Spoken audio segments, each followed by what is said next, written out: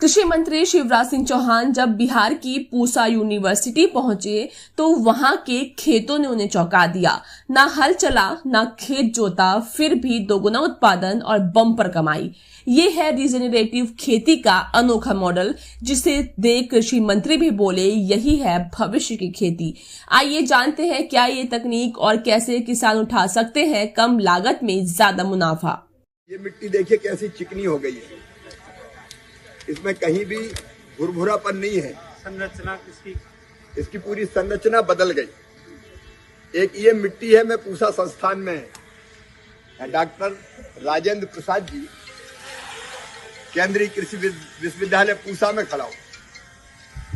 ये जो खेत आप देख रहे हैं, इस खेत में कितने साल से जुताई नहीं हुई? 20 साल से। 20 साल से इसमें जुताई नहीं हुई, मतलब इसकी बखरनी नहीं हुई, ट्रैक्टर से बखरना, बिना जुताई के सीधे मशीन में धान का बीज भरा और सीधी बुआई कर दी।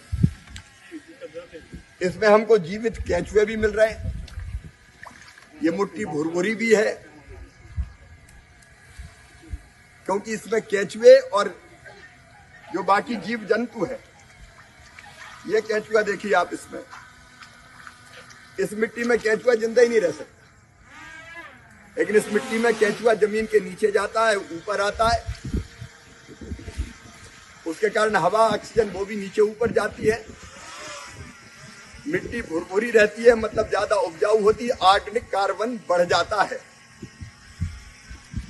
तो ये जरूरी है मिट्टी को स्वस्थ रखने के लिए। और उत्पादन भी, बिहार का एवरेज उत्पादन गेहूं और धान, अगर गेहूं और मक्का की गेहूं धान का है, ये गेहूं और धान का है। मेरे किसान भाई भी खड़े, मैं उनको भी बताना चाहता हूं कि दोनों फसल अगर मिला लिया जाए तो 60 से लेके 62 क्विंटल प्रति हेक्टर होता है, लेकिन इसमें एक हेक्टर में 120 क्विंटल एक साल में धान और गेहूं का उत्पादन हुआ है।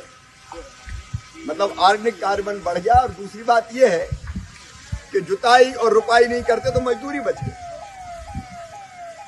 डीजल बच गया, तो लागत इसमें कम हो गई, उत्पादन बढ़ गया तो प्रॉफिट बढ़ गया। अब इसी को प्राकृतिक जैविक खेती या प्राकृतिक खेती में भी स्वाभाविक रूप से जो मिट्टी रहनी चाहिए वही रहती कहते हैं।